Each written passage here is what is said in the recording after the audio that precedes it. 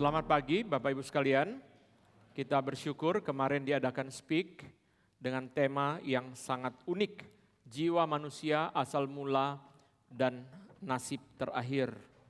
Saudara, selama berpuluh-puluh tahun gerakan Reform Injili berjalan, belum pernah setahu saya tema ini dibahas secara massal untuk banyak orang. Saya mengikuti seminar ini dan memperoleh banyak berkat dari seminar ini. Kita bersyukur kepada Tuhan, memang benar yang Pak Tong katakan, seminar seperti ini kalau kita tidak ikut kita sulit menyesal.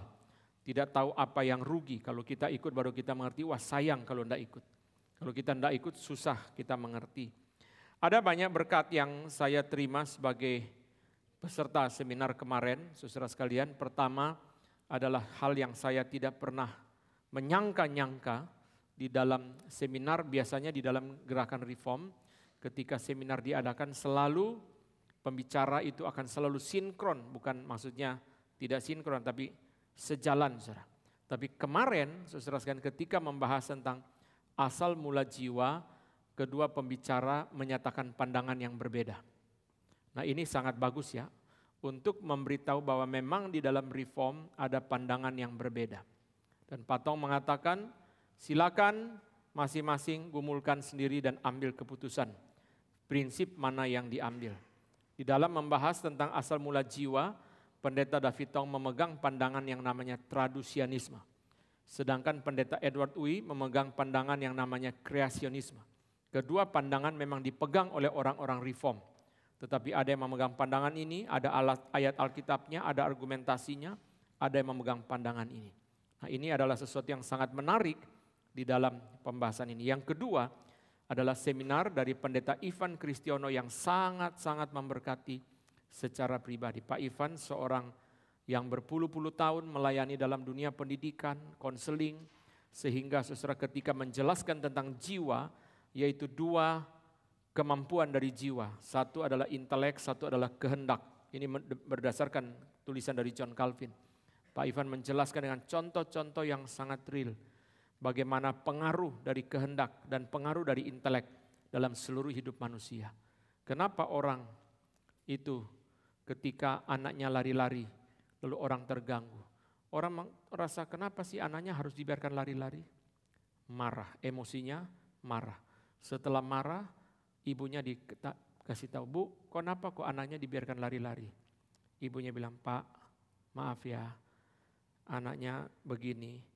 Karena papanya baru meninggal. Dia tidak bisa ungkapkan kesedihannya, tapi dia lari-lari, dia rasa ada sukacita." Orang itu setelah diberitahu berubah enggak? Bukan saja tidak jadi marah, dia akan menegur orang yang marah. Karena inteleknya dipengaruhi. Tapi Pak Ivan katakan, kalau inteleknya dipengaruhi apa bisa berubah hidupnya? Contohnya rokok, sudah diberitahu bahaya rokok. Penjelasannya panjang lebar, tetap merokok. Nah berarti apa saudara? Saya tidak ulang seminar ini ya. Untuk bisa mengerti seminar ini mesti baca banyak buku, pengalaman yang banyak saudara. Kita tinggal ikut. Pak Tong pernah mengatakan kadang-kadang ada satu ketidakadilan di dalam kekristenan. Yaitu saudara sekalian pendeta baca banyak sekali baru bagikan jadi berkat. Itu pun jemaat tidak mau ikut. Dia tinggal duduk dengar sudah dapat intisari. Nah Speak bagi saya ada satu keunikan karena pembicara diberi kesempatan itu pilihan. Tidak setiap orang, saya pun tidak setiap kali juga bicara di dalam Speak. Tidak setiap orang selain Pak Tong yang pasti ada. Tidak ada satu pendeta yang bisa dikatakan pasti ada. Tidak ada. Hanya Pak Tong yang pasti ada. Pak Jimmy kemarin tidak bicara, Pak Billy tidak bicara. Jadi Pak Ivan juga pernah tidak bicara. Tidak ada pendeta yang pasti ada setiap kali Speak, tidak ada. Berarti pilihan. Nah pilihan itu saudara membuat setiap pendeta itu saudara ketika berkhotbah memeras yang terbaik. Selama berapa tahun dia khotbah saudara semua dikumulin dipilih yang terbaik dikeluarin. Nah itu keunikan dari Speak di dalam gerakan Reform. Jadi berbahagialah Bapak Ibu yang kemarin mengikuti. Mari kita bangkit berdiri, kita akan memuji Tuhan dari lagu nomor 4. Ini satu lagu yang sangat indah. Dari lagu nomor 4 yang melodinya sangat-sangat indah. Tidak mudah menghasilkan lagu seperti ini. Kita menyanyi dan mempersiapkan hati kita mendengarkan khotbah. Mari kita nyanyi hanya bait yang ketiga saja.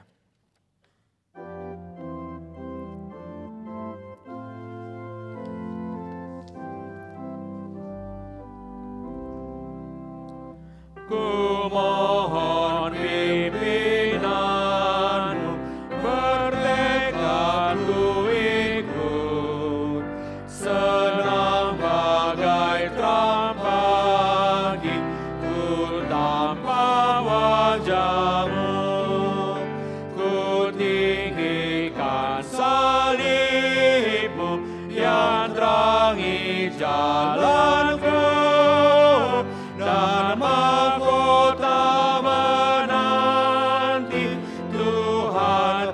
Sekali lagi bait yang ketiga. Ku mohon pimpinanmu, bertekad ku ikut, senang bagai terang pagi, ku tanpa wajahmu, ku tinggikan salibmu yang terangi jalanku, dan mahkota menanti Tuhan pimpinlah aku. Tuhan, kami sudah sangat jelas apa yang menjadi tugas kami, yaitu meninggikan salib-Mu. Hanya itu dan tidak ada yang lain. Di dalam dunia yang fana, kami ingin setia meninggikan salib-Mu seumur hidup kami. Dan kami tahu dengan jelas bahwa mahkota menanti kami di dalam kekekalan. Bersiapkanlah hati kami untuk menerima firman Tuhan pada pagi hari ini. Dalam nama Tuhan Yesus kami berdoa. Amin. Silakan duduk. Kita membaca dari Lukas pasal ke-22.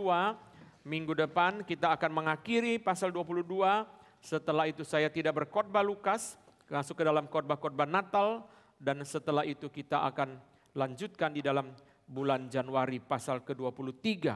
Saudara sekalian, di dalam bulan-bulan ke depan, tema-tema penderitaan Kristus dari bulan Januari mungkin sampai Februari, sampai Paskah tepat, tema-tema penderitaan Kristus. Mari kita membaca bergantian pria dan wanita. Membaca bergantian dari ayat 54 sampai dengan ayat yang ke-62. Pria mulai, wanita menjawab, demikian seterusnya. 1, 2, 3. Dan dibawa dari tempat itu, ia digiring ke rumah imam besar dan Petrus mengikut dari jauh. Di tengah-tengah halaman rumah itu, orang memasang api dan mereka duduk mengelilinginya. Petrus juga duduk di tengah-tengah mereka. Seorang hamba perempuan melihat dia duduk dekat api. Ia mengamat-amatinya lalu berkata, juga orang ini bersama-sama dengan dia. Tetapi Petrus menyangkal katanya, bukan, aku tidak kenal dia. Tidak berapa lama kemudian seorang lain melihat dia lalu berkata, engkau juga seorang dari mereka. Tetapi Petrus berkata, bukan, aku tidak. Dan kira-kira sejam kemudian seorang lain berkata dengan tegas, sungguh orang ini juga bersama-sama dengan dia, sebab ia juga orang Galilea. Tetapi Petrus berkata, bukan, aku tidak tahu apa yang engkau katakan. Seketika itu juga, sementara ia berkata, berkokoklah ayam. Lalu berpalinglah Tuhan memandang Petrus. Maka teringatlah Petrus bahwa Tuhan telah berkata kepadanya, sebelum ayam berkokok pada hari ini, engkau telah 3 kali menyangkal aku. Lalu pergi keluar dan menangis dengan sedihnya. Saudara sekalian, ada 3 bagian dari khotbah pada hari ini. Bagian pertama adalah kegagalan Petrus. Bagian yang kedua adalah anugerah Tuhan kepada Petrus. Bagian yang ketiga adalah perubahan hidup Petrus. Bagian pertama adalah kegagalan Petrus. Bagian yang kedua adalah 3 anugerah Tuhan untuk Petrus. Dan bagian yang terakhir adalah perubahan hidup Petrus yang akan kita buktikan sendiri di dalam kitab suci. Saudara sekalian, Petrus, mari kita lihat pasal 22 ayat 33. Ini adalah konteks yang sangat penting di dalam merenungkan bagian ini. Yaitu Petrus sudah berjanji di ayat 33. Petrus berjanji, Tuhan, aku bersedia masuk penjara dan mati bersama-sama dengan engkau. Petrus sudah berjanji bersedia masuk penjara dan mati bersama-sama dengan Tuhan. Ayat 56, seorang hamba perempuan melihat dia duduk dekat api, ia mengamat-amatinya lalu berkata juga orang ini bersama-sama dengan dia. Heran ya, hamba perempuan bicara di Alkitab tidak banyak. Hamba perempuan di dalam rumah Naaman memberi masukan tentang Elisa yang berkuasa menyembuhkan Naaman. Hamba perempuan bicara tidak banyak. Di dalam Alkitab saudara kita tidak banyak menemukan budak laki ada bujang Elisa. Tapi hamba perempuan tidak banyak dicatat saudara. Kok bisa di dalam konteks ini seorang hamba perempuan berbicara? Siapa dia? Dia adalah seorang hamba menurut Yohanes 18 seorang penjaga pintu. Menurut Markus 14 seorang hamba perempuan dari imam besar. Karena Tuhan Yesus digiring masuk ke dalam rumah imam besar. Berarti kita tahu hamba ini penjaga pintu. Yaitu hamba perempuan yang bekerja di dalam rumah imam besar sebagai penjaga pintu. Kita mengerti konteksnya. Lalu saudara perhatikan ayat yang ke-56. Seorang hamba perempuan melihat pertama. Setelah melihat saudara dia duduk dekat api, dia mengamat-amatinya. Lalu menyimpulkan juga orang ini bersama-sama dengan dia. Saudara sekalian hamba perempuan ini mempunyai proses untuk mengambil kesimpulan yang benar. Prosesnya benar. Dia lihat, setelah lihat dia amati. Tidak sembarang menyimpulkan hanya dari apa yang dia lihat. Dia sudah lihat. Tapi dia hati-hati jangan sampai dia keliru. Itu sebabnya dia mengamat-amati. Saudara, proses mengambil kesimpulan harus benar. Itu sebabnya saudara sekalian mau tidak mau. Setiap orang harus bersifat akademik di dalam hidupnya. Sekalipun dia bukan scholar, dia bukan sarjana, dia bukan akademik. Tapi saudara kalau beli barang, periksa dulu. Itu sudah sikap akademik. Mengamati sebelum menyimpulkan. Ini barang apa ya? Ini merek apa ya? Isinya apa ya? Kandungannya apa ya? Kita sudah beli, sudah periksa dulu. Mau tidak mau, setiap orang harus bersikap akademik di dalam hidupnya. Terlepas dari dia orang akademik atau tidak akademik, prosesnya harus benar.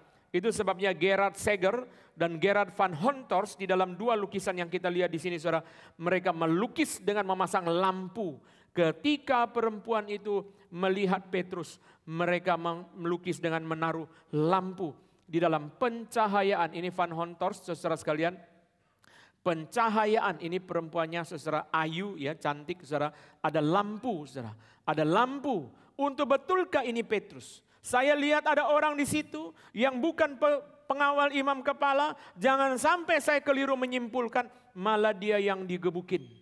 Seperti di dalam film Johnny English itu saudara, Mr. Bean pukul kepala pengawal dari istana saudara. Wah, jangan sampai keliru.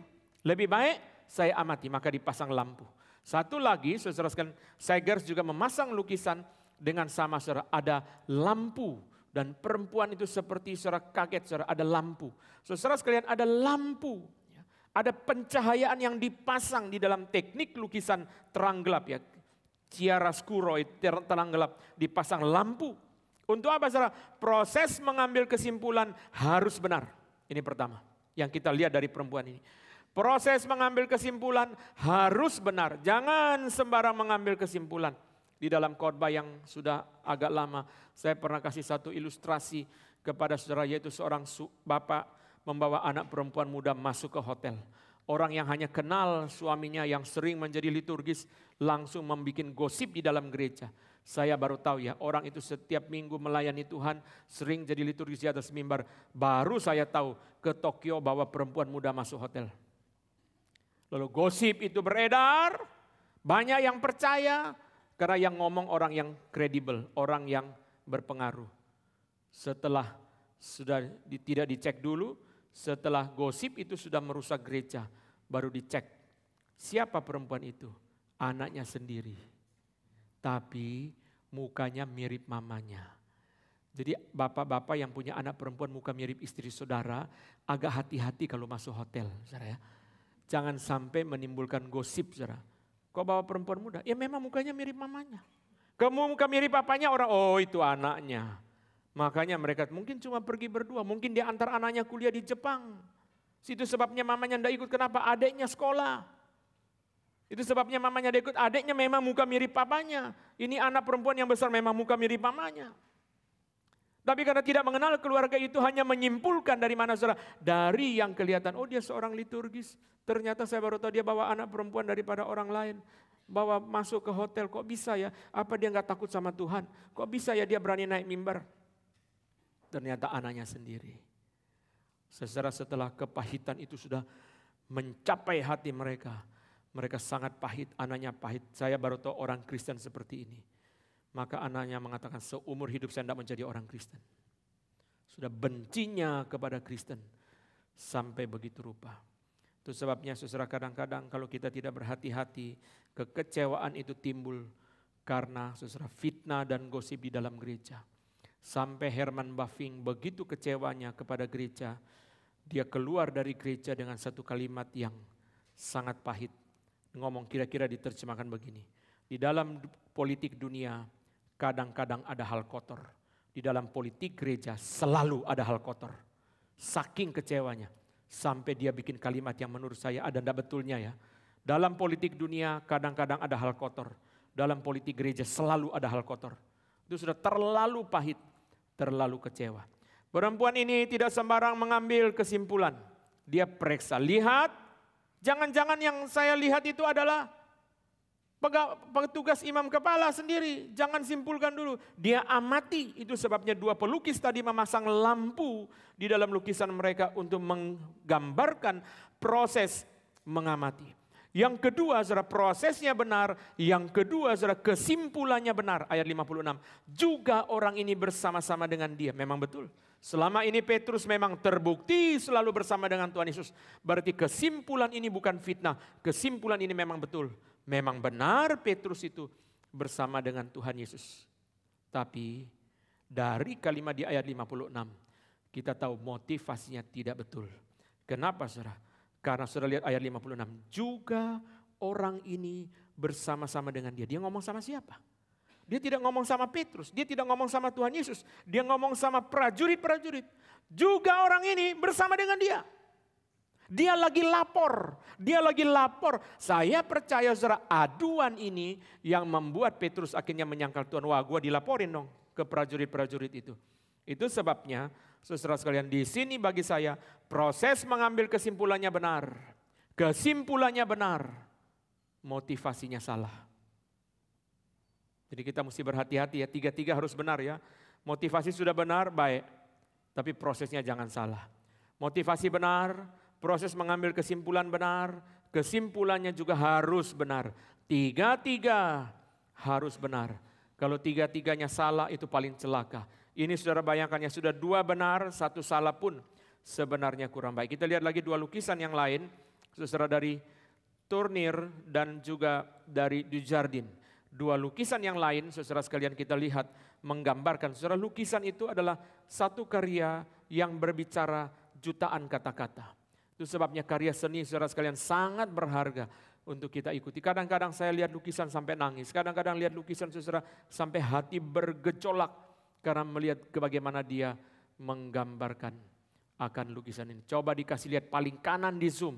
Saya tidak mau bicara apapun dari lukisan ini. Hanya kasih lihat wajahnya perempuan ini. Cantik tapi judes. Jadi hati-hati pemuda-pemuda ya. Jangan asal lihat cantiknya saja. Sudah lihat matanya, wajahnya, saudara, tangannya. Kamu bersama dengan dia. Kamu bersama dengan dia. Petrus begini. Enggak loh ya, saya enggak tahu loh. Bukan saya loh. Mungkin salah orang. Bukan loh. Saudara coba dibesarkan lagi wajahnya. Hanya wajah perempuan itu saja. Saudara lihat ya. Saudara sekalian dari wajahnya saudara sudah tergambarkan akan hatinya. Dia punya proses yang benar, dia punya kesimpulan yang benar, tetapi hatinya keliru. Saudara lihat dari wajahnya menggambarkan. Tourneur menggambarkan. Kita lihat satu lagi saudara dari Dujardin juga menggambarkan. Saudara, saya hanya mau menggambarkan wajah perempuan. Ini saudara-saudara sudah jelek judes saudara ya. Ini paling sempurna penderitaannya. Dia tunjuk langsung. Menurut saya saudara garis perspektif daripada jari perempuan ini menuju kepada mata daripada Petrus. Petrus pegang dada saya, maksudnya saya. Emang kamu maksudnya saya? Kamu pikir saya, kamu nunjuk saya. Bukan loh, saya nggak tahu loh, bukan saya, salah orang kali. Kira-kira saudara, Itu gambaran. Maka Petrus juga seperti berbalik menantang dia. Bukan saya. Dengan berani berbalik menantang dia. Perempuan ini, saudara lihat dua wajah perempuan yang kita lihat ini saudara sekalian. Mereka menggambarkannya dengan wajah yang begitu tajam. Saudara sekalian, Petrus akhirnya menyangkal. Menyangkal, saudara, yang dikatakan, saya tidak bicara motivasi jahat dari perempuan ini. Tapi secara proses pengambilan kesimpulan dan kesimpulan dari perempuan ini benar. Tetapi Petrus menyangkal. Mengapa Petrus menyangkal di tangan seorang hamba perempuan? Mengapa Petrus menyangkal di dalam kalimat yang benar? Bukan dia memfitnah Petrus, dia mengucapkan kalimat yang benar. Dan dia mengambil kesimpulan dengan benar. Mengapa Petrus menyangkal, saudara? Ini adalah sesuatu bukti. Tuhan Yesus memberikan bukti kepada Petrus bahwa kamu begitu berapi-api berjanji setia sampai mati masuk penjara dengan Tuhan. Ternyata baru hamba perempuan. Bukan imam kepala, bukan prajurit Romawi, bukan orang Farisi, bukan ahli Taurat, bukan Herodes, bukan Pilatus, baru hamba perempuan. Kamu sudah menyangkal. Di dalam masyarakat waktu itu, hamba perempuan adalah salah satu kelompok orang yang paling rendah status sosialnya. Sudah hamba, perempuan lagi. Sudah perempuan, hamba lagi. Itu sebabnya saudara, ini adalah satu sindiran yang sangat hebat. Bagaimana mungkin Petrus mati bersama Tuhan? Bagaimana mungkin Petrus dipenjarakan bersama Tuhan? Kalau hanya di tangan hamba perempuan, dia sudah menyangkal. Kegagalan Petrus adalah pertama, saudara, dia menyangkal di tangan hamba perempuan yang mengucapkan kebenaran. Motivasinya salah, kita sudah tahu itu. Tapi Petrus menyangkal di tangan hamba perempuan. Saya mau perlihatkan kepada saudara bahwa Petrus bukan menyangkal suatu kalimat yang tidak matang dan tidak benar. Itu yang saya lagi jelasin tadi. Petrus ini bukan menyangkal itu dia asal tuding, asal ngomong, sembarangan fitnah. Bukan. Petrus menyangkal satu kalimat yang prosesnya benar, kesimpulannya benar. Ini pertama. Hanya hamba perempuan. Hamba perempuan menyatakan kebenaran, dia menyangkal. Kedua, saudara, Petrus menyangkal, saudara, bukan hanya menyangkal Tuhan. Petrus juga menyangkal janjinya sendiri kepada Tuhan. Kita selalu menggarisbawahi penyangkalan Petrus, tetapi kita tidak boleh lupa bahwa Petrus bukan hanya menyangkal Tuhan, Petrus juga menyangkal janjinya sendiri. Ayat 57, 22-57. Petrus berkata menyangkal bukan aku tidak kenal dia. Petrus kan berjanji setia sampai mati, berjanji masuk penjara bersama Tuhan. Bukankah inilah kesempatan bagi Petrus untuk menyatakan janji dia, untuk merealisasikan janji dia? Dia kan janji sendiri. Bukan Tuhan yang tanya, kamu mau mati bagi aku? Enggak loh, dia janji sendiri loh. Dia janji sendiri, setia sampai mati, di penjara bersama Tuhan. Kok sekarang berkata, aku tidak kenal dia? Sudah lihat 4 kemungkinan kalimat Petrus. Pertama, Petrus bisa berkata begini, aku kenal dia dan mau mati bersama dia. Ini yang harusnya terjadi, tapi ini tidak terjadi. Kedua, aku kenal dia, tapi aku tidak mau mati bagi dia. Itu juga bisa terjadi. Dia tidak menyangkal Tuhan, tapi dia menyangkal janjinya. Itu kan dua hal ya. Saya kenal, cuma kalau begini ya saya tidak mau. Ya, saya tidak mau mati. Nah itu kedua. Ketiga, saudara, waktu Petrus berkata, aku tidak kenal dia, itu sekaligus di dalamnya menyangkal dua hal. Aku tidak kenal dia dan aku tidak mau mati bersama dia. Aku tidak kenal dia, aku tidak mau mati bersama dia. Berarti dia menyangkal Tuhan dan menyangkal janjinya kepada Tuhan. Kalimat keempat jarang terjadi ya. Aku tidak kenal dia, tapi aku mau mati bersama dia. Nah itu di dunia tidak ada, saudara. Saya tidak kenal tapi nggak apa-apa kalau mau mati ayo ya. Itu sesama orang putus asa yang berkumpul, saudara ya. Jadi sama-sama putus asa, tidak saling kenal, tidak apa-apa. Kamu putus asa, ayo sama-sama mati yuk. Nah itu jarang terjadi ya. Saudara, Petrus menyangkal, bukan hanya menyangkal Tuhan, tapi menyangkal janji dia. Tadi pertama, Petrus menyangkal hamba perempuan.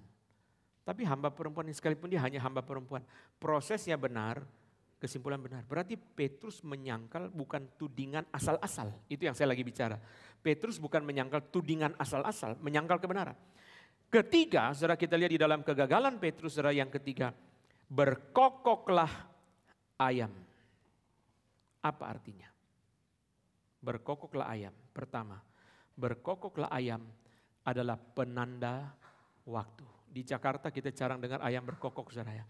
Kecuali ringtone atau alarm ayam berkokok, saudara.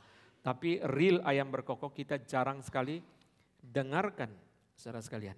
Saudara, ayam berkokok itu mungkin jam 2, kalau di kampung-kampung, saudara, kalau kita KKR regional itu ya, jam 2 pagi, jam 3 pagi kita dengarkan suara ayam berkokok. Itu adalah penanda waktu. Nah, saudara, Leon Morris menjelaskan begini. Saudara, kita harus mengerti waktu itu hari mulai jam 6 sore, berakhir jam 6 sore besoknya. Hari bukan mulai pagi dan sampai pagi. Hari mulai sore dan sampai sore. Petang, pagi. Maka Petrus janji sama Tuhan kurang lebih jam 9 malam.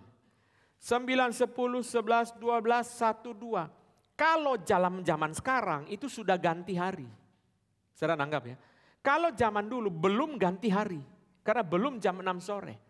Itu sebabnya waktu Yesus berkata, sebelum ayam berkokok kamu sudah menyangkal, artinya apa? Sebelum ganti hari kamu sudah menyangkal. Kalau ini dipakai kalimat ini sekarang tidak cocok. Kenapa, saudara? Karena sekarang ayam berkokok itu sudah ganti hari. Petrus menyangkal, berjanji jam 9 malam, dia menyangkal jam 2 pagi, itu sudah ganti hari, sudah ganti kalender. Tanggal sudah ganti. Tapi zaman dulu, saudara, belum ganti tanggal. Itu sebabnya Yesus memberitahu, jangankan kamu setia sampai mati, belum ganti hari, kamu sudah ganti janjimu. Belum kalender berubah, kamu sudah berubah. Ayam berkokok, saudara sekalian, adalah penanda betapa rapuhnya Petrus. Ayam berkokok adalah penanda, istilahnya William Hendrickson, istilah penanda the shallow character of Peter's boast, yaitu dangkalnya kesombongan Petrus. Dia merasa percaya diri, nanti kita akan lihat problem ini. Dia merasa percaya diri, dia merasa sombong, saudara, tetapi berkokoknya ayam menyatakan bahwa dia begitu rapuh. Yang kedua, saudara, ayam berkokok, saudara, menandakan bahwa Tuhan Yesus adalah nabi. Kenapa? Karena Tuhan Yesus bukan hanya memberitahu Petrus akan menyangkal, Tuhan Yesus juga memberitahu kapan menyangkal. Tuhan Yesus bukan hanya nabi yang menubuatkan atau memprediksi kapan Petrus akan menyangkal, tapi langsung memberitahu jam berapa dia menyangkal. Zaman dulu tidak ada arloji, tidak ada jam, sehingga penanda itu adalah pakai penanda waktu. Misalnya Abraham, keesokan pagi, benar hari-hari masih gelap, dia pergi. Yesus pagi-pagi benar waktu hari masih gelap. Karena tidak ada jam, sehingga mereka pakai penanda-penanda ayam berkokok. Pada waktu pergantian pengawal, nah itu pakai penanda semua. Karena zaman dulu tidak ada jam. Kalau Yesus ngomong zaman sekarang, Yesus akan berkata, Petrus jam 2.15 kamu akan menyangkal. Karena tidak ada penanda waktu, Yesus pakai ayam berkokok. Ayam berkokok berarti Yesus adalah nabi yang setiap nubuatnya tercapai. Bukan hanya menubuatkan kejatuhan Petrus, menubuatkan kapan Petrus jatuh. Ayam berkokok adalah tanda rapuhnya Petrus. Ayam berkokok adalah tanda bahwa dia begitu cepat berubah. Sebelum kalender ganti, menurut orang Yahudi, dia sudah ganti keyakinannya. Sebelum kalender ganti, dia sudah berubah dan sudah melupakan. Itu sebabnya saudara sekalian jangan kecewa kalau saudara melihat di dalam diri dunia ini ada perubahan. Bukan saja kita tidak boleh kecewa, kita juga harus sadar kita sendiri pun berubah. Salah satu hal yang saudara kita harus hati-hati setelah umur 40, harus hati-hati satu hal. Jangan merasa kita muda lagi. Saya waktu di Kapin Pekanbaru hampir mati, saudara. Hampir mati. Kenapa? Karena pikirannya masih dulu. Itu bahaya. Waktu masang tangga itu saudara sekalian, saya di atas, mereka masang tangga itu untuk mempermudah orang masuk keluar. Karena tangganya itu pintunya saudara dua, ke balkon itu masuk keluarnya sulit. Jadi untuk mempermudah dibikin tangga kayu saudara. Belum jadi tangganya saudara, kemudian saudara sekalian, kira-kira mungkin 2,5 meter ya. Saya pikir dulu saya pemain voli, biasa lompat itu biasa. Lalu saya lompat saudara, dari 2,5 meter. Begitu lompat saudara, langsung hampir kurang berapa senti hantam tembok belakang saudara. Wah itu kalau terjadi saudara sekalian, Kapin bisa enggak karu-karuan loh. Hampir mati. Saudara, kacamata saya sampai terbang, saudara. Karena pikirannya apa? Oh biasa saya lompat gini dulu. Dulu itu kapan? Itu sudah 30 tahun lalu. Dulu itu 30 tahun lalu, saudara. Jadi saudara jangan berpikir, orang setelah umur 40, kesehatan berubah. Mungkin bukan hitung 5 tahun, mungkin per 3 tahun, per 2 tahun, per 1 tahun. Kalau orang sudah di atas umur 80, mungkin hitung bulan. Perubahan kesehatan. Itu sebabnya, begitu orang meninggal mendadak kita rasa, kok cepat sekali ya? Tidak cepat, cepat menurut kita. Saudara terakhir ketemu berapa lama? 4 bulan lalu. 4 bulan untuk orang umur 80 ke atas, itu sudah perubahannya banyak.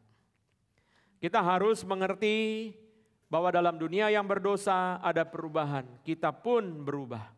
Jangan bilang orang lain berubah, saya pun berubah, kita pun berubah. Kita harus menyadari itu. Ayam berkokok menandakan betapa rapuhnya Petrus. Tapi sisi yang lain, ayam berkokok juga menandakan betapa firmnya Tuhan Yesus sebagai seorang nabi yang dia katakan terjadi seluruhnya secara sempurna. Saya ulang lagi kalimat ini. Belum pernah diucapkan di atas mimbar ini. Ayam berkokok memiliki 2 makna. Pertama, ayam berkokok menandakan betapa rapuhnya Petrus. Tetapi sisi yang lain, ayam berkokok menandakan betapa firmnya, betapa kokohnya Tuhan Yesus sebagai nabi. Setiap nubuat dia tergenapi. Saudara, di belakang seluruh kegagalan Petrus kita simpulkan di dalam satu kalimat, yaitu Petrus percaya diri dan sombong. Itu sebabnya Tuhan izinkan dia jatuh. Mari kita baca 1 Korintus 10 ayat 12 sebagai ayat hafalan kita pada pagi hari ini. 1 Korintus 10 ayat 12 sebagai ayat hafalan kita pada pagi hari ini. 1 Korintus 10 ayat yang ke-12 sebagai ayat hafalan kita. Mari kita baca 3 kali, kali keempat dan kali kelima kita hafal. 1, 2, 3. Sebab itu siapa yang menyangka bahwa ia teguh berdiri, hati-hatilah supaya ia jangan jatuh. Sekali lagi, sebab itu siapa yang menyangka bahwa ia teguh berdiri, hati-hatilah supaya ia jangan jatuh. Sekali lagi, sebab itu siapa yang menyangka bahwa ia teguh berdiri, hati-hatilah supaya ia jangan jatuh. Mari kita mulai hafal. 1, 2, 3. 1 Korintus 10 ayat 12. Sebab itu siapa yang menyangka bahwa ia teguh berdiri, hati-hatilah supaya ia jangan jatuh. Sekali lagi, 1 Korintus 10 ayat 12. Sebab itu siapa yang menyangka bahwa ia teguh berdiri, hati-hatilah supaya ia jangan jatuh.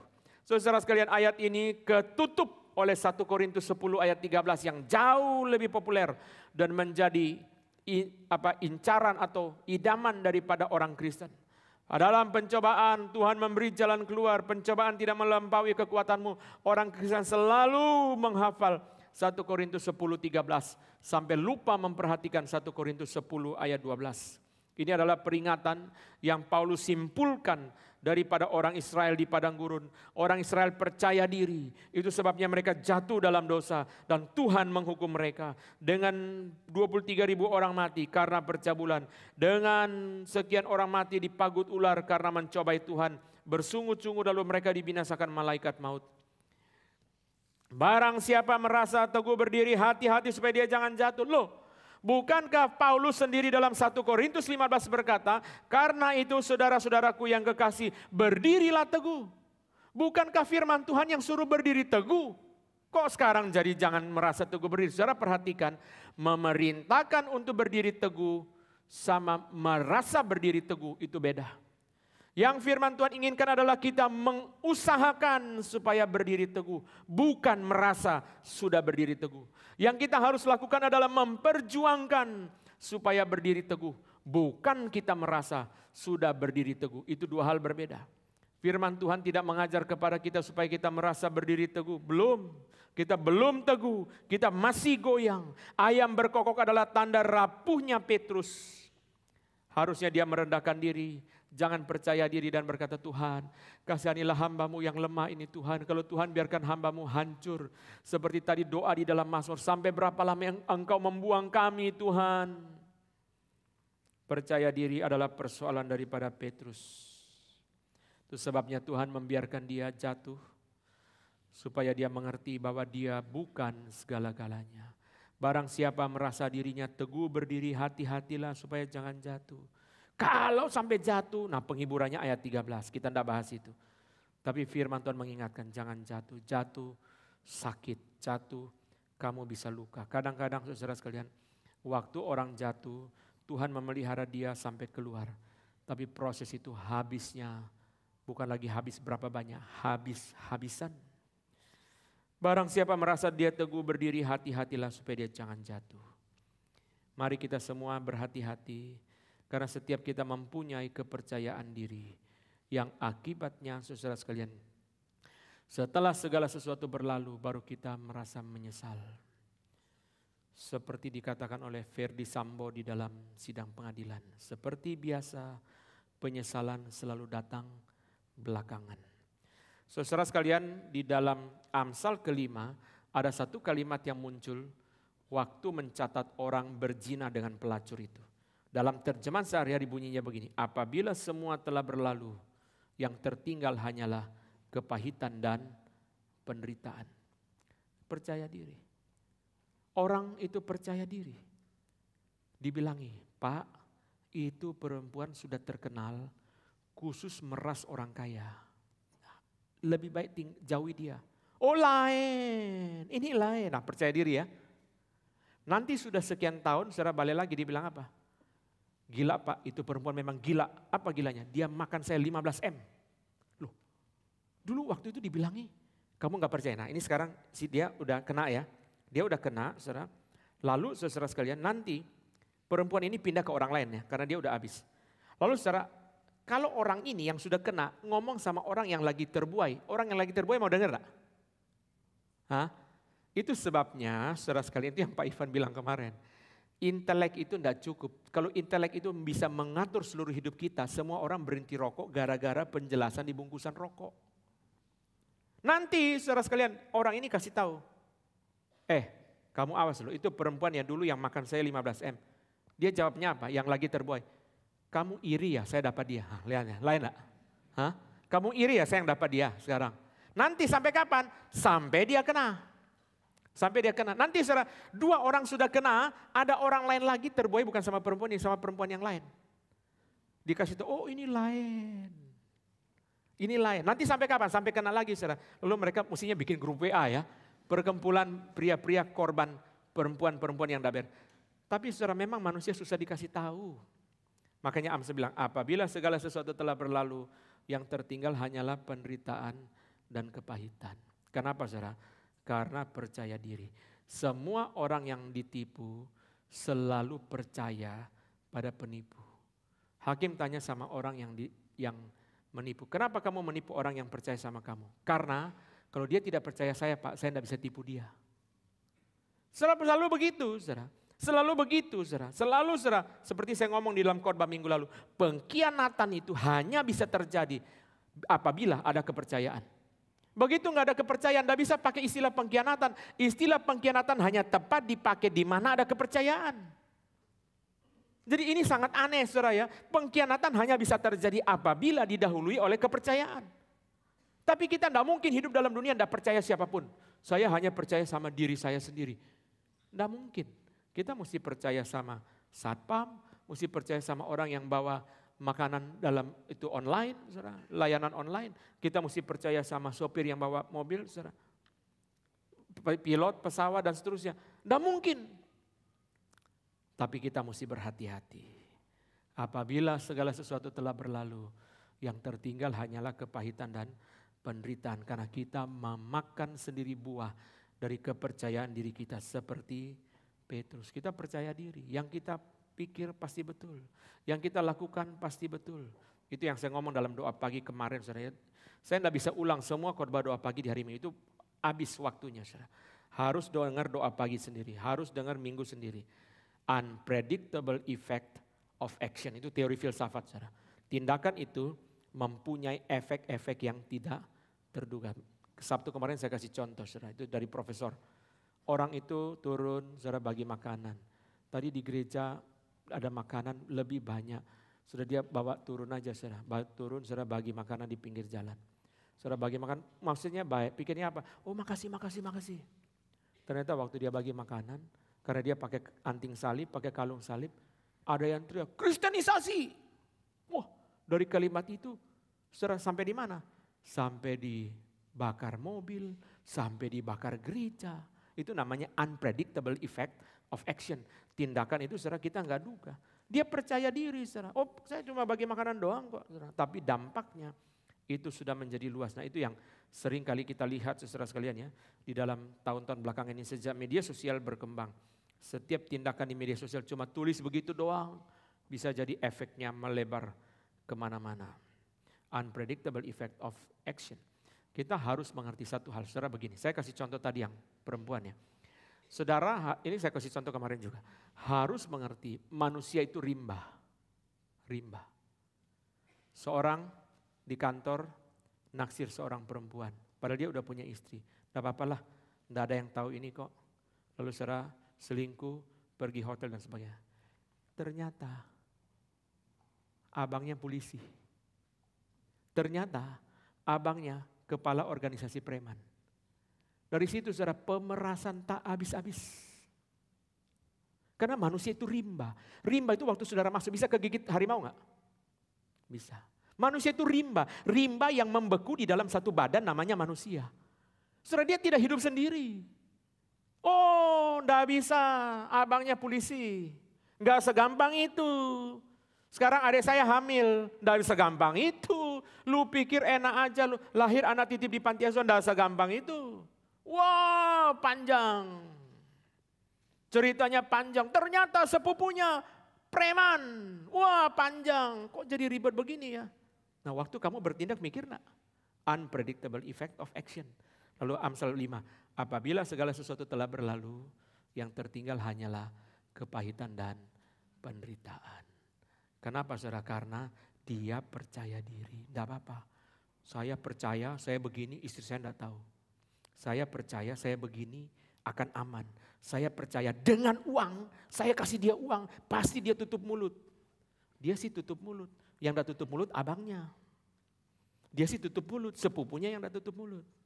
Oh tidak gampang, manusia itu rimba. Satu rimba kehidupan, di dalamnya ada ular yang tak terduga muncul menggigit. Di dalamnya saudara sekalian ada segala sesuatu. Kadang-kadang sudah semuanya selesai. Sudah beres. Saudara sekalian sudah tidak ada apa-apa. Sudah rasa tenang, rasa lewat. Muncul lagi. Anak itu yang dulu dari perselingkuhan itu. Muncul lagi dengan sejumlah tuntutan ini dan itu sampai A sampai Z. Loh, sudah 15 tahun loh. Dia sudah remaja sekarang. Perlu uang sekolah, perlu ini, perlu itu. Waktu muncul, pengacara ikut. Muncul, waduh ribet ya. Ribet. Hidup sudah ribet ya memang. Kenapa? Karena percaya diri bahwa waktu saya bertindak ini bakal aman. Itu kepercayaan diri kita. Apabila semua telah berlalu, yang tertinggal hanyalah kepahitan dan penderitaan. Itu sebabnya saudara kita harus memang super berhati-hati. Sekarang rimba yang baru namanya media sosial. Zaman dulu ini tidak ada saudara. Orang salah ngomong paling banyak satu RT yang geger. Sekarang salah ngomong satu dunia geger. Saudara sekalian, jadi rimba itu namanya media sosial sekarang. Jadi kita ketik di media sosial ini mesti dengan kesadaran yang penuh saudara. Saudara bilang, saya cuma di grup WA doang. Oh di screenshot orang kemana-mana jadi masuk polisi. Saudara. Terus saya cuma di grup WA doang kok. Itu namanya media WA juga media sosial. Mari kita belajar dari Petrus. Hati-hati dengan kepercayaan diri. Hati-hati dengan kesombongan. Sekarang kita masuk ke bagian kedua. Anugerah Tuhan. Anugerah Tuhan untuk Petrus ada 3. 3 anugerah Tuhan untuk Petrus. Pertama, anugerah Tuhan saudara saya ambil dari Matthew Henry. Saudara. Matthew Henry mengatakan begini, amatilah meskipun sekarang Petrus bersalah atas pelanggaran yang sangat besar dan sangat mendatangkan murka. Kristus tidak meneriaki dia supaya tidak mempermalukannya atau membuka kedoknya. Saudara, Tuhan Yesus tidak berteriak ketika Petrus menyangka Tuhan Yesus tidak berteriak, hei Petrus mana janjimu, gombal, palsu, omong kosong. Mana? Katanya setia sampai mati masuk penjara mana? Tuhan tidak mempermalukan dia, Tuhan tidak meneriakan dia, Tuhan tidak membuka kedok dia, Tuhan tidak menghancurkan dia. Supaya apa? Supaya dia tidak undur. Kalau dia undur, siapa yang berkhotbah di hari Pentakosta? Saudara, itu sebabnya saudara sekalian di sini adalah satu cinta kasih Tuhan hanya memandang dia. Ini adalah satu bijaksana yang sangat mendalam dilakukan oleh Tuhan. Saya berkata kepada saudara, kalau kita jengkel sama orang, batasi. Jangan saudara habisi dia. Saudara hantam dia sampai habis. Besok saudara dalam satu kondisi paling perlu, orang itu yang paling bisa membantu. Muka saudara taruh di mana? Saudara marah-marah dia. Misalnya karyawan kita, saudara. Kalau saudara sudah rasa tidak cocok kerja di tempat kita, ngomong baik-baik, berhenti. Ikuti proses yang baik. Sudahlah, Pak, Bu, Mbak, sorry ya, kita tidak bisa kerja sama. Jangan dihantam terus. Saudara sekalian, satu hari Tuhan izinkan saudara kejepit yang paling perlu bisa membantu dia. Saudara mau bagaimana? Jaga gengsi atau harus menyerah? Jaga gengsi hancur. Menyerah bagaimana ya? Dulu saya marah-marah dia. Kita harus berhati-hati, saudara. Kadang-kadang kita percaya diri, sekali lagi ini problemnya. Kita percaya diri merasa, oh kalau saya hantam dia, saya habisin dia. Yesus tidak mau lakukan itu. Dia tidak mau lakukan itu untuk apa, saudara? Menjaga Petrus. Dia tidak hancurkan Petrus. Kenapa ya tidak? Kalau kita biasa kan marah kan, saudara. Kan dia janji sendiri, bukan Tuhan yang suruh dia janji. Bukan Tuhan yang tanya, kamu mau mati bagiku enggak? Dia kan janji sendiri. Kenapa saudara dia menyangkal janjinya sendiri? Tuhan tidak habisi dia. Tuhan mengampuni dia. Tidak mempermalukan dia. Tidak membuka kedoknya. Sampai dia hancur. Kadang-kadang saudara sekalian sama. Saya bukan hanya bicara tadi karyawan ya. Orang pacaran juga sama. Kalau kamu tidak cocok, kalian berdua tidak cocok. Ngomong baik-baik. Berhenti baik-baik. Jangan saling menghancurkan. Jangan. Itu tidak bagus. Saudara mempersiapkan bom bagi hidup semua sendiri di depan. Kita kalau bisa jaga relasi itu lebih baik. Saya kasih dua contoh, saudara. Satu contoh, saudara, tentang dua anak. Saudara, saya barangkali pernah kasih contoh ini tapi sudah sangat lama, saudara ya. Atau saya tidak pernah, saya lupa. Saudara sekalian, di gereja Katolik itu ada namanya putra altar. Saudara tahu ya, di gereja Katolik itu ada putra altar yang suka bantu-bantu pastor itu, saudara. Di depan itu. Anak-anak kecil biasa pakai jubah, ya. Namanya putra altar kalau di gereja Katolik. Suatu kali saudara di kampung, gereja Katolik di kampung, saudara, seorang pastor di kampung. Anak itu bantu dia bikin kesalahan. Pastornya emosi, marah, saudara, dia tempeleng anak itu lalu dia berkata, keluar, jangan kembali lagi. Dia usir anak itu. Anak itu pergi dan tidak kembali lagi. Siapa anak itu? Joseph Broz Tito, pemimpin komunis Yugoslavia. Dia pergi dan tidak kembali lagi menjadi pemimpin komunis Yugoslavia. Di New York, di kota besar, bukan di New York, di kota besar, di katedral, seorang uskup memimpin misa, anak-anak kecil membantu. Lalu saudara, waktu membantu seorang anak bikin kesalahan, uskup agung bisikin dia, nak, jangan ulangi kesalahan ini, harap besok kamu menjadi pastor. Anak itu menjadi uskup agung New York, namanya Fulton Sheen. Saudara, dua sikap yang berbeda menghasilkan dampak yang berbeda. Kadang-kadang saudara kita jengkel, kita emosi rasanya. Saudara karyawan di bandara, kalau perlu kita hancurkan dia sekaligus. Kita saking jengkelnya. Mesti ada limit, berhenti. Karena apa? Karena hidup dia rimba. Hidup dia rimba bahaya. Tadi yang sudah saya kasih contoh. Tapi hidup dia juga rimba potensi. Karena di dalam rimba itu dia ada singa, ada ular yang bisa gigit saudara. Tapi jangan lupa, di dalam rimba itu ada nikel, ada batu bara. Kadang-kadang kita marah, kita bakar rimba itu. Sayang, di dalamnya seluruhnya sawit. Sayang. Kenapa kita harus habisin semua? Karena saking jengkelnya kita memikirkan perasaan kita, tidak memikirkan efek daripada rimba itu. Jadi manusia itu rimba ya, rimba bahaya, rimba potensi. Dalamnya ada harimau, ada ular, tapi di dalamnya ada nikel, ada batu bara, ada tambang, ada komoditi yang sangat mahal, yang tidak boleh sembarangan dibakar. Saudara sekalian, pelajaran anugerah pertama dari Tuhan Yesus adalah Tuhan tidak menghancurkan dia. Tuhan hanya memandang dia. Ini anugerah pertama. Anugerah yang kedua dari Tuhan Yesus kepada Petrus adalah berpalinglah Tuhan memandang Petrus. di ayat 61. Lukas 22 ayat 61 berkata, saudara, lalu berpalinglah Tuhan memandang Petrus. Saudara, lihat di sini, saudara, bukan Petrus yang memandang Tuhan Yesus, tetapi Tuhan Yesus yang memandang Petrus. Ini adalah sesungguhnya cinta kasih yang sangat luar biasa. Bukan Petrus manusia berdosa yang mencari Tuhan. Seperti Tuhan mencari Adam dan Hawa, bukan Adam dan Hawa mencari Tuhan. Demikian pula, saudara, bukan Petrus yang memandang Tuhan. Tuhanlah yang memandang dia. William Hendriksen mengatakan, saudara, Jesus looking at him with eyes full of pain, yet also of pardon. Tuhan memandang dia dengan mata yang penuh penderitaan, tetapi juga penuh pengampunan. Saya percaya Tuhan memandang dia di dalam kondisi yang berdarah-darah, memandang kepada Petrus. Pandangan itu, saudara, adalah pandangan cinta. Cinta yang menegur, tapi juga cinta yang memanggil. Matthew Henry mengatakan, saudara sekalian, pandangan itu seolah-olah saudara berkata, Petrus, kamu gak kenal saya. Coba lihat mukaku sekali lagi.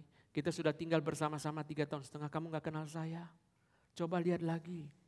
Apa Petrus, ini kalimat Matthew Henry, engkaukah orangnya yang menyangkal aku sekarang ketika seharusnya engkau datang dan bersaksi untukku? Murid macam apa engkau ini? Bukankah engkau yang paling pertama mengakui aku sebagai anak Allah dan dengan sungguh-sungguh berjanji tidak akan pernah menyangkal aku? Pandangan itu adalah pandangan kasih, pengampunan yang menegur tetapi juga memanggil kembali Petrus. Saudara perhatikan di sini. Di dalam pandangan ini tidak ada kata-kata, hanya cinta. Tidak ada kata-kata, hanya cinta. Di dalam kejadian ini, cinta berbicara lebih powerful dari kata-kata. Kadang-kadang kita merasa kata-kata berbicara lebih powerful. Tadi pagi saudara sekalian, saya mau berangkat, saya lihat anak saya sudah bangun. Ko, saat teduh ya ko ya. Ya dia main HP. Ngomong saya, udah cukup saudara. Saya masuk ke kamar, ayo kok saat teduh yuk sama papa. Kadang-kadang saudara ribut anak, suruh dia belajar, dia enggak belajar. Tapi hanya saudara duduk di kamar saja, dia sudah belajar. Kalau saudara baca Instagram saya tulis ya, bermain bersama anak lebih berharga ketimbang mainan pemberian orang tua. Kadang-kadang kita berpikir, oh kasih dia mainan, dia udah senang, oh papa beli ini dari Hong Kong nih. Oh enggak, duduk sama-sama dia. Itu lebih penting. Saudara sibuk, saya juga sibuk. Saudara punya ambisi, saya juga punya ambisi. Tapi atas nama anak-anak, saya berkata kepada saudara, cinta berkata-kata lebih kuat dari kata-kata. Saudara harus mengingat itu, terutama saudara yang masih mempunyai anak kecil. Inilah golden period yang tidak bisa hilang. Tadi malam saudara saya lagi kerja, lagi persiapan. Saudara saya ingat anak saya yang kedua mau tidur. Saya masuk ke kamar dia, saya bilang ayo sempit-sempitan yuk sama papa. Lalu saya ngomong, papa kok sempit-sempitan? Ya papa mau bicara hati ke hati sama kamu. Gitu. Berapa kalimat lalu kemudian dia tidur. Saudara, jikalau ini saya tidak lakukan sekarang, I will lose it forever. Sekarang ini mesti sadar, sesadar-sadarnya.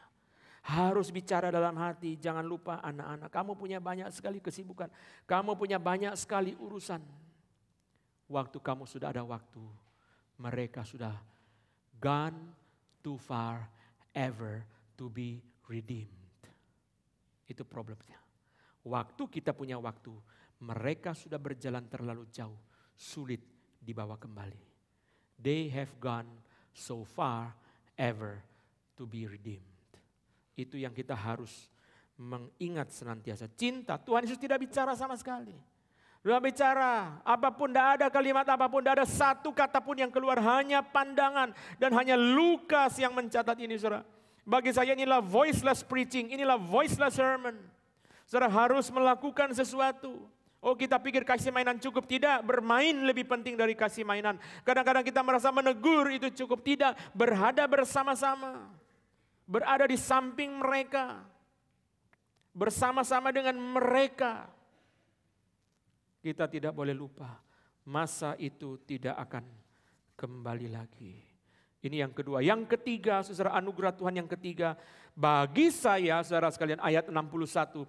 Ketika Petrus mengingat perkataan Tuhan, itu adalah pekerjaan Roh Kudus. Karena Tuhan Yesus berkata dalam Injil Yohanes, Roh Kudus mengingatkan apa yang sudah aku katakan kepada kamu. Roh Kudus datang mengingatkan murid-murid akan apa yang Tuhan katakan kepada mereka. Itu sebabnya saudara, ketika Petrus mengingat perkataan Tuhan Yesus, di sini kita lihat saudara pekerjaan Roh Kudus. Mengapa bukan Petrus mengingat janji dia?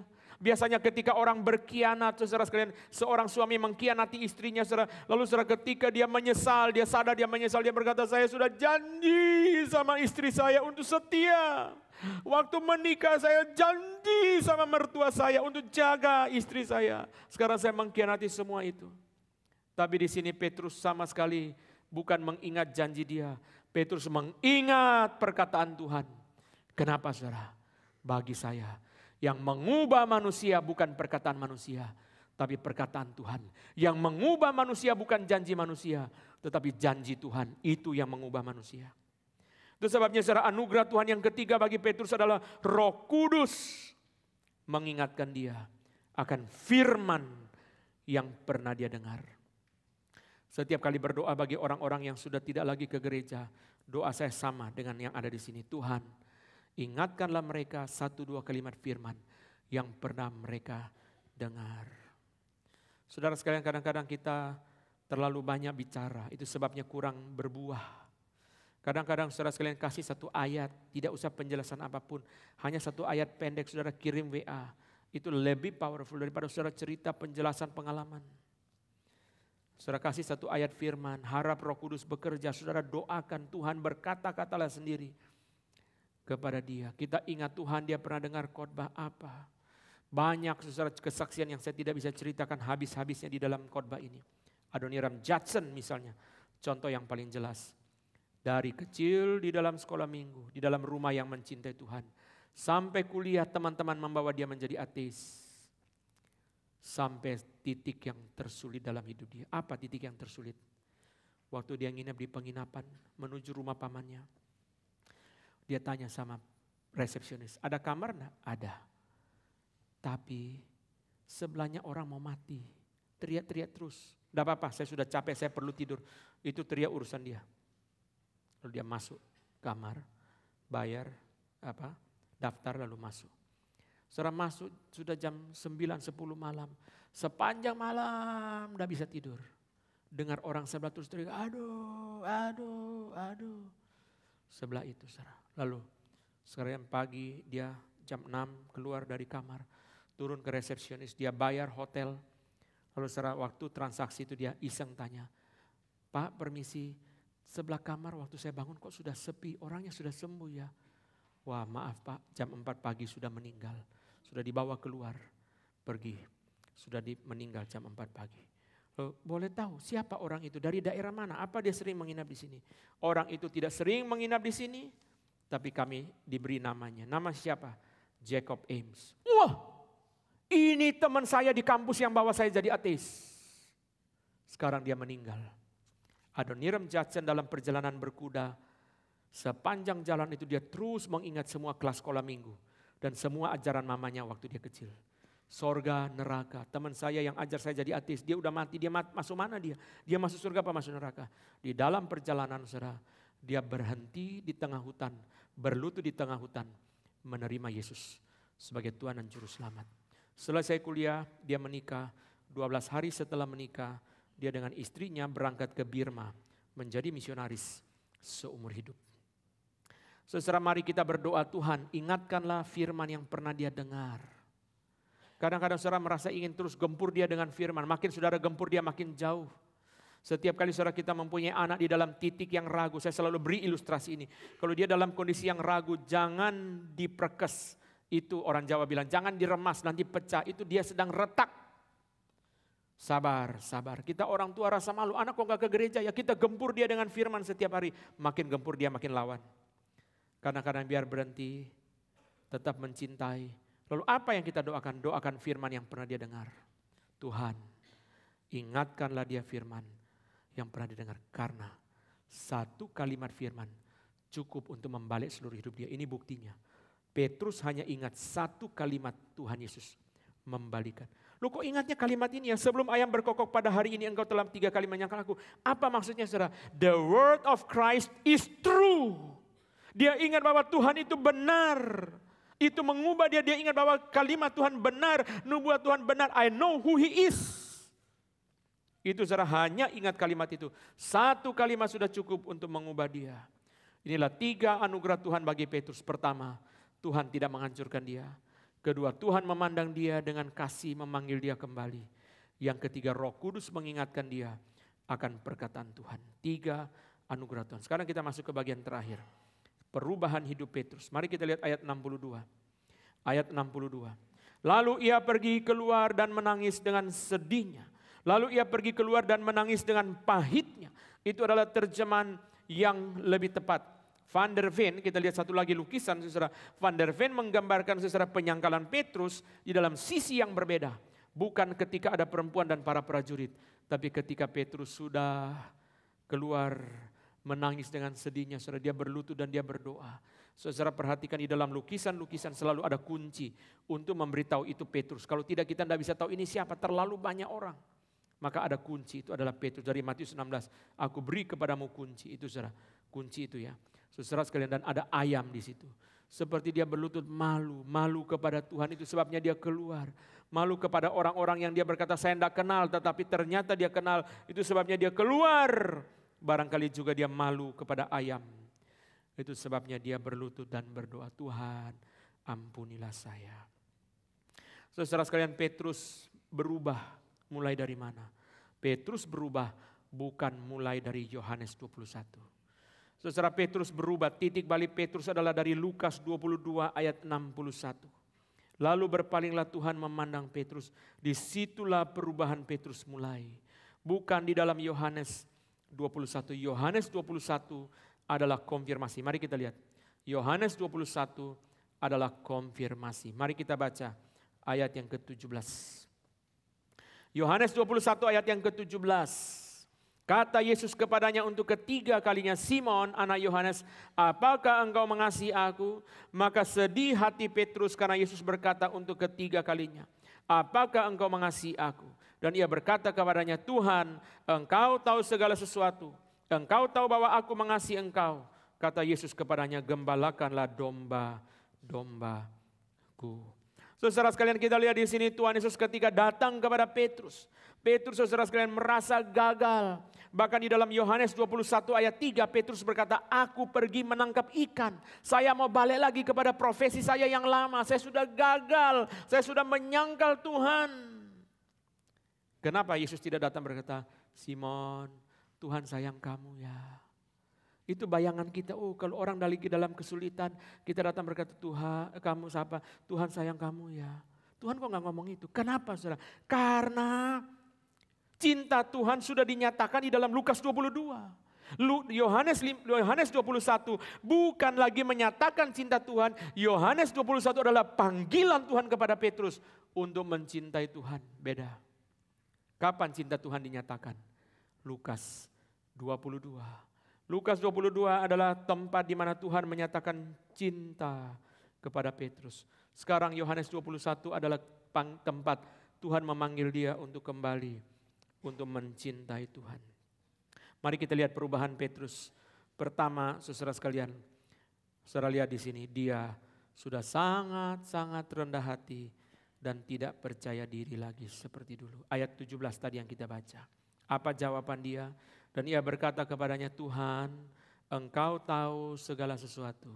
Engkau tahu bahwa aku mengasihi engkau. Kalau dia belum jatuh dalam dosa, ketika Tuhan tanya, Simon, apakah engkau mengasihi aku? Oh Tuhan, tidak usah tanya lagi. Kalau yang lain memang tidak mengasihi Tuhan, saya paling mengasihi Tuhan. Saya juara Tuhan. Setelah dia sudah jatuh dalam dosa, setelah Tuhan pulihkan dia berkata dengan begitu rendah hati, Tuhan, engkau tahu Tuhan. Saya tidak usah banyak ngomong deh. Tuhan tahu hati saya kok. Saya mengasihi Tuhan apa tidak Tuhan tahu. Saya tidak usah banyak bicara Tuhan.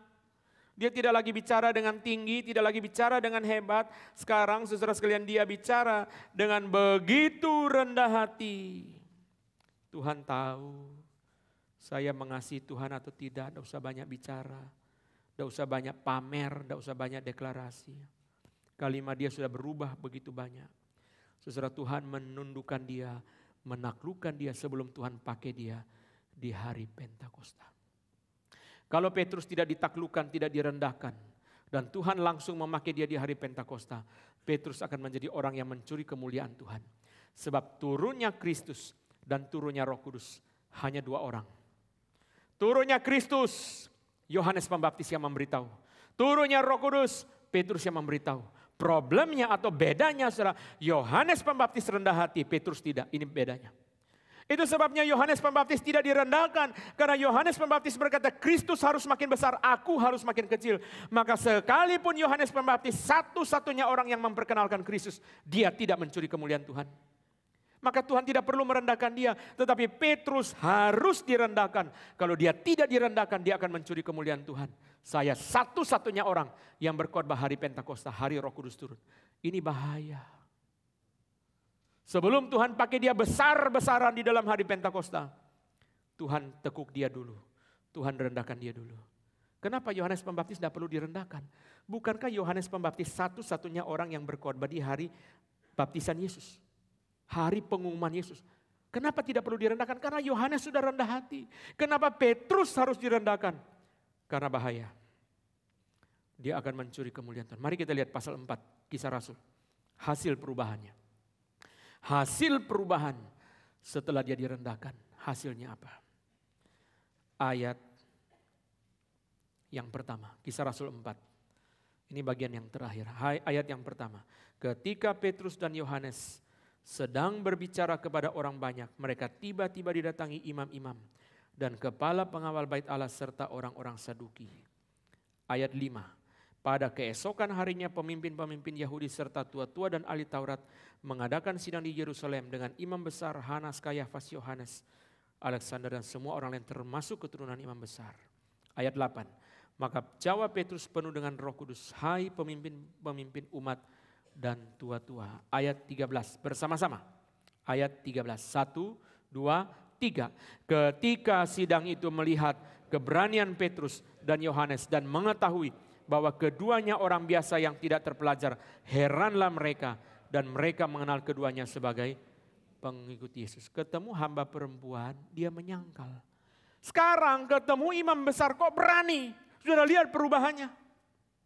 Saudara ketemu imam besar, saudara dia berani. Berani menyatakan Yesus itu ayat 12, kita tidak baca ayat 11, 12. Berani menyatakan Yesus itu siapa? Kenapa tadi ketemu hamba perempuan dia tidak berani? Sampai 3 kali saudara dia menyangkal. Kenapa sekarang ketemu imam besar, orang-orang penting semua. Orang-orang yang berapa minggu sebelumnya menyalibkan Yesus kok dia berani? Kenapa saudara? Karena 3 hal. Pertama, karena cinta Tuhan sudah dinyatakan kepada dia ketika dia gagal. Kedua, karena panggilan Tuhan kepada dia untuk mengasihi Tuhan. Sudah nyata Tuhan bangkitkan dia.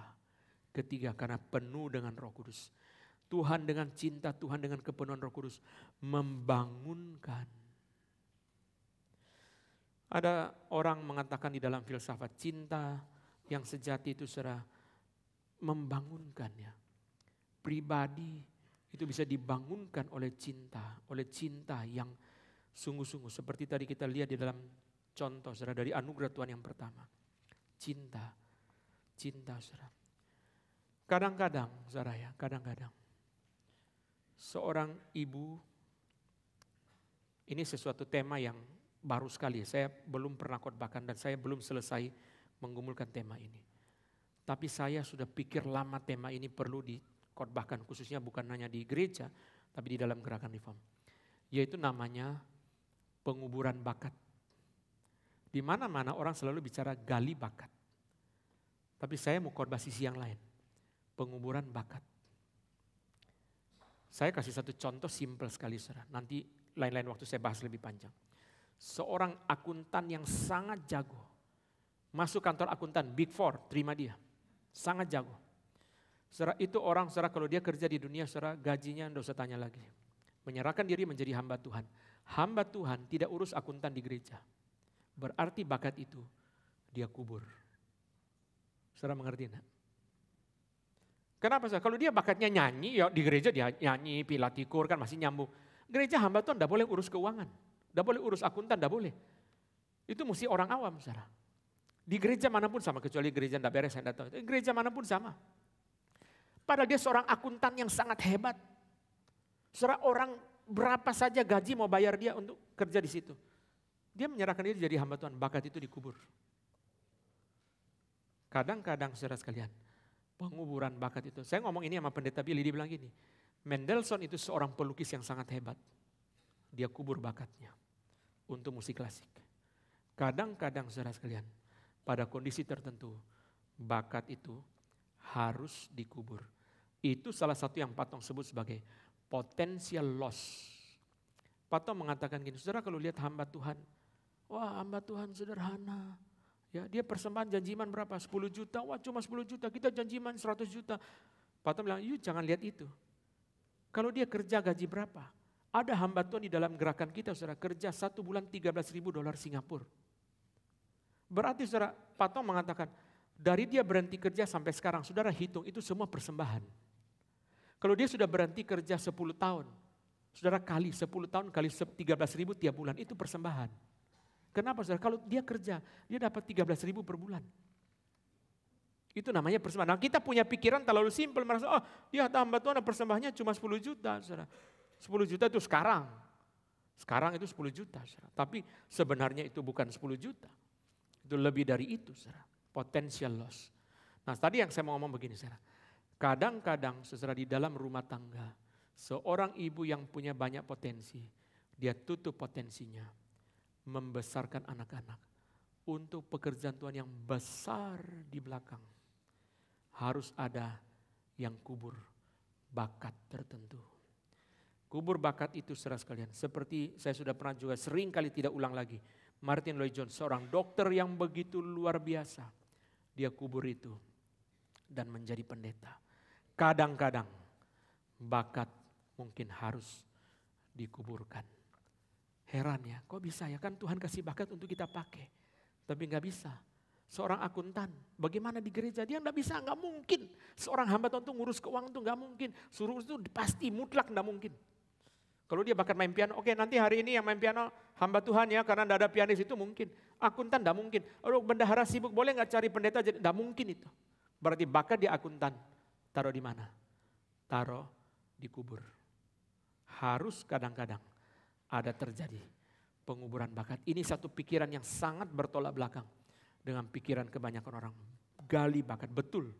Galilah apa yang Tuhan mau pakai. Itu yang harus kita belajar. Mari kita bangkit berdiri, kita mengakhiri di dalam doa. Tuhan, kami bersyukur untuk firman. Sekarang kami sudah mendengarkan perkataan-Mu, pengharapan kami dihidupkan oleh cinta Tuhan kepada Petrus. Sekalipun dia gagal, seperti kami juga sering kali gagal, tapi kami tahu Tuhan mencintai kami. Biarlah setelah menerima cinta Tuhan, kami tidak terus-menerus melukai hati Tuhan. Berikanlah kepada kami pertobatan yang sejati dan yang kelihatan, supaya kami menyenangkan hati Tuhan dengan pertobatan kami. Terima kasih Tuhan, dalam nama Tuhan Yesus kami berdoa. Amin. Mari kita mengaku iman kita dengan pengakuan iman Nikea Konstantinopel. Dengan membaca pengakuan iman, mengingatkan dan menanamkan kepada kita keyakinan iman yang benar. Kami percaya kepada satu Allah, Bapa yang Maha Kuasa, Pencipta langit dan bumi, segala yang kelihatan dan yang tidak kelihatan. Kami percaya kepada satu Tuhan Yesus Kristus, Anak Tunggal Allah, diperanakan dari Bapa sebelum segala zaman. Terang dari terang, Allah yang sejati dari Allah yang sejati. Diperanakan, bukan diciptakan, sehakikat dengan Bapa. Olehnya segala sesuatu diciptakan. Bagi kita manusia dan untuk keselamatan kita, Dia turun dari sorga. Berinkarnasi oleh Roh Kudus dan dari anak darah Maria dan menjadi manusia. Dia disalibkan demi kita di bawah pemerintahan Pontius Pilatus, menderita dan dikuburkan. Dia bangkit pada hari ketiga sesuai dengan kitab suci, naik ke sorga dan duduk di sebelah kanan Allah. Dia akan datang lagi di dalam kemuliaan untuk menghakimi orang yang hidup dan yang mati. Kerajaannya tak akan berakhir. Kami percaya kepada Roh Kudus, Tuhan pemberi hidup yang keluar dari Bapa dan Anak, yang bersama dengan Bapa dan Anak disembah dan dimuliakan. Dia telah berfirman dengan perantaraan para nabi. Kami percaya kepada satu gereja yang kudus, am dan rasuli. Kami mengakui satu baptisan untuk pengampunan dosa. Kami menantikan kebangkitan orang mati dan hidup di dalam dunia yang akan datang. Amin. Silakan duduk.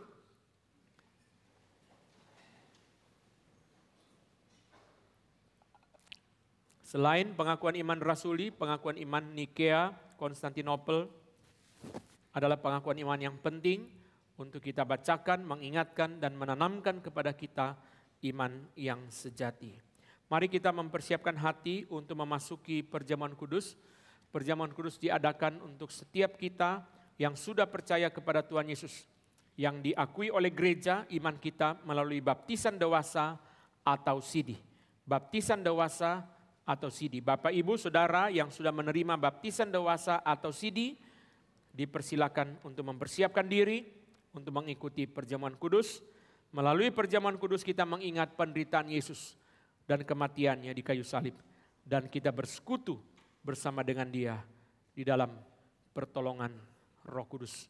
Mari kita bersama-sama menyanyi dari lagu nomor 5 dan kita akan membagikan cawan dan roti kepada Bapak Ibu sekalian.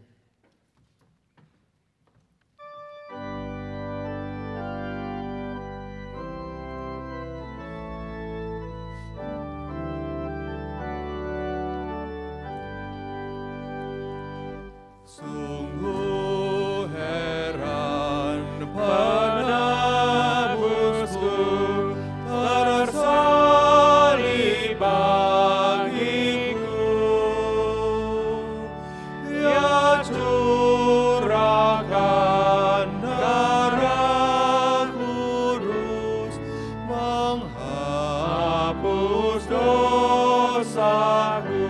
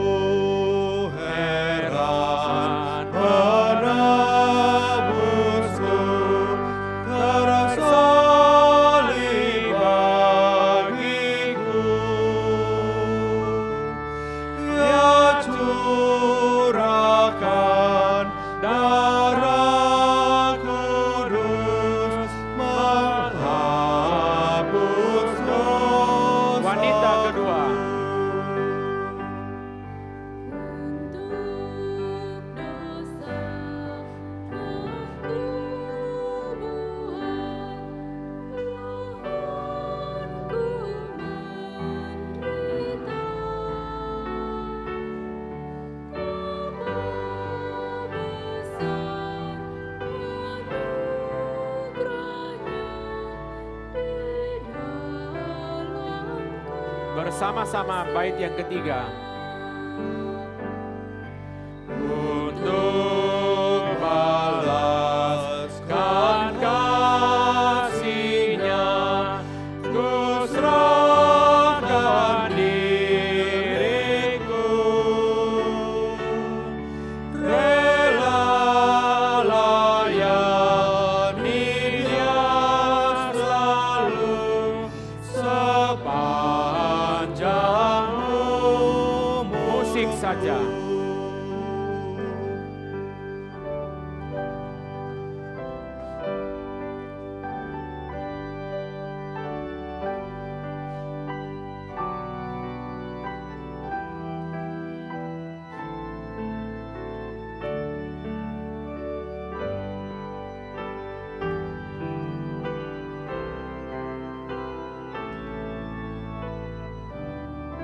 Bait yang kedua.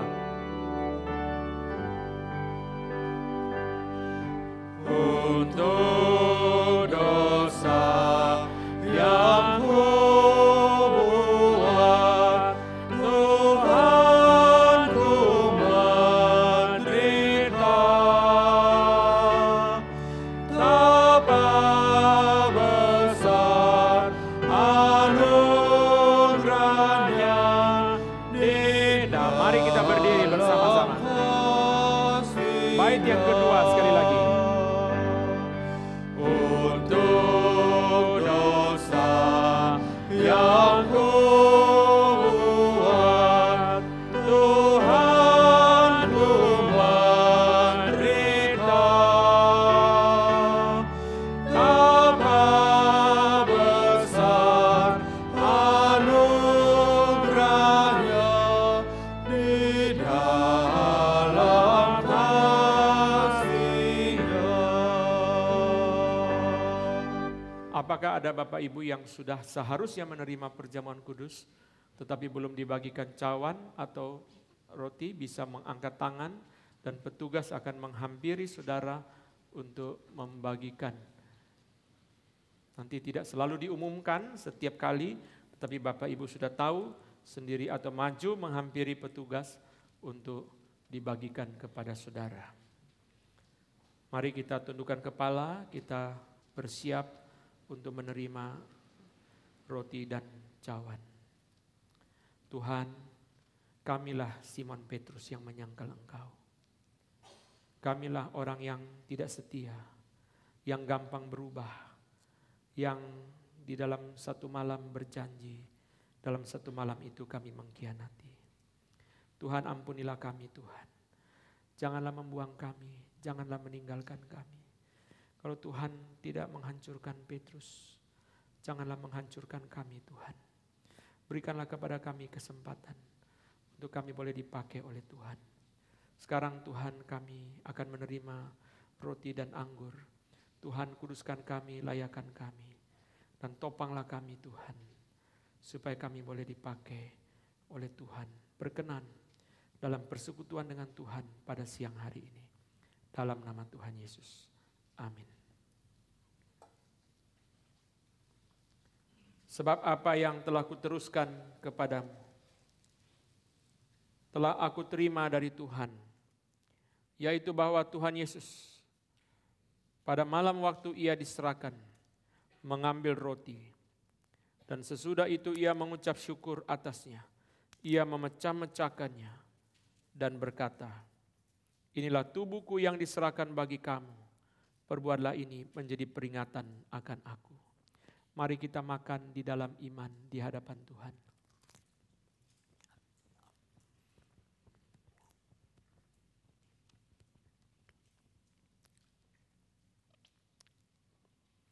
Sebab setiap kali kamu makan roti ini dan minum cawan ini, kamu memberitakan kematian Tuhan sampai ia datang. Sebab setiap kali kamu makan roti ini dan minum cawan ini, kamu memberitakan kematian Tuhan sampai ia datang. Sebab yang sangat penting telah kusampaikan kepadamu, yaitu apa yang telah kuterima sendiri, ialah bahwa Kristus telah mati karena dosa-dosa kita, sesuai dengan kitab suci.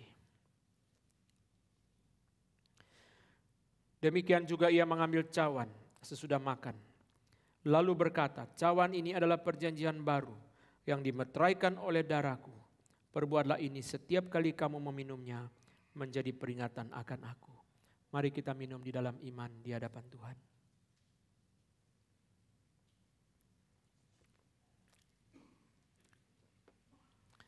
Bapak Roni maju ke depan memimpin kita di dalam doa komitmen mewakili kita semua. Mari kita tundukkan kepala. Bapak Roni akan memimpin kita dalam doa komitmen. Bapa kami yang ada di surga, terima kasih ya Tuhan, Engkau tetap masih memberi kesempatan kepada kami untuk mengikuti perjamuan kudus-Mu ya Tuhan. Kami tahu Engkau begitu besar cinta kasih-Mu ya Tuhan. Engkau begitu rela dan taat atas penderitaan-mu hanya untuk menyelamatkan kami ya Tuhan.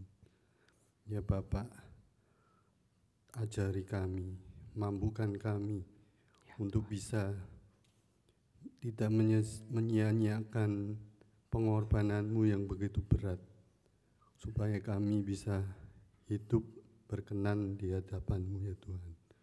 Terima kasih ya Bapak, hanya di dalam nama Tuhan Yesus kami telah berdoa dan mengucapkan syukur. Amin. Amin. Terima kasih. Silakan duduk.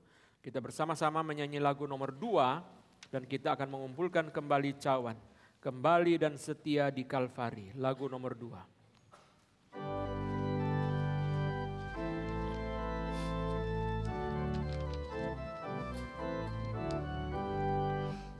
Lupakan dia, ku tinggalkan dia, sebab ku takut aniaya dan kematian.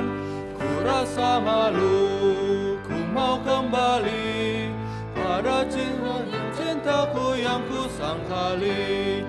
Aku rindu kembali padamu, aku mendaki bukit Kalvari, ku meratap di samping salibmu, mohon pengampunan dalam hati. Kasih-Mu besar, Kasih-Mu dalam, yang menghapus air mata Tuhan, nugerahnya penuh. Kini ku janji setia padamu, ku mau cinta Tuhan Yesus sampai ajal pria.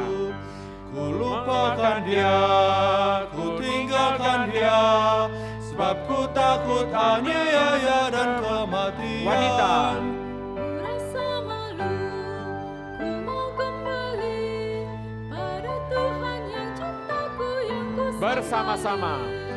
Aku rindu kembali padamu, aku mendaki bukit Kalvari, ku meratap di samping salibmu, mohon pengampunan dalam hati.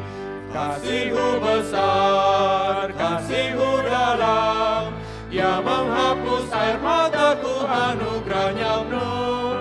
Kini ku janji setia padamu, ku mau cinta Tuhan Yesus sampai ajalku. Selamat pagi Bapak Ibu sekalian. Hari ini saudara sekalian, di dalam perjamuan kudus kita mengingatkan Bapak Ibu untuk memberikan persembahan untuk misi dan untuk pembangunan. Misi kita akan berikan untuk mendukung lembaga-lembaga misi dan juga para misionaris yang melayani, yang kita doakan, yang kita gumulkan, dan kita memberikan persembahan. Gereja kita di dalam anugerah Tuhan paling sedikit 1 miliar setiap tahun untuk mendukung para misionaris di lembaga-lembaga lain yang berjuang untuk pekerjaan Injil. Demikian juga pembangunan adalah kita mendukung persembahan untuk para gereja cabang lain, GRI yang mendirikan gedung, CIT, SKC, mereka memerlukan dana yang sangat besar. Kita sudah diberikan rumah lebih dulu, kita ingat mereka, kita mendukung mereka. Bapak Ibu sekalian, hari Rabu ada PA yang akan dipimpin oleh Pendeta Calvin dengan tema yang sangat penting, menghadapi strategi-strategi setan. Mari kita hadir secara fisik dan belajar bersama-sama di dalam PA pada hari Rabu. Sabtu yang akan datang akan ada VLV Lecture. VLV Lecture ini tadi sudah dibacakan oleh liturgi, satu ceramah culture yang merupakan pelayanan yang diinisiasi oleh saya dan Pendeta Calvin, karena kami banyak sekali membaca tulisan-tulisan culture. Sayang kalau hanya mengerti sendiri tidak bagikan kepada jemaat. Saya berkata kepada Pak Calvin, kita bagi apa yang kita baca susah payah, hanya disimpan sendiri untuk pengetahuan sayang. Jadi apa yang kami baca, kami bagikan untuk Bapak Ibu melalui kelas ini. Silakan kita bergabung, ini adalah ceramah yang sangat penting, bukan hanya bersifat akademis, tetapi juga mendukung pelayanan kita yang merupakan gereja perkotaan. Bapak Ibu yang melayani diundang, Bapak Ibu yang rindu belajar juga diundang untuk ikut bersama-sama. Sabtu depan pada malam hari ada persekutuan wilayah yang akan diadakan di 5 wilayah menjadi kesempatan kita mengenal dan bersekutu satu dengan yang lain. Tuhan menambahkan di gereja kita semakin banyak orang dari waktu ke waktu.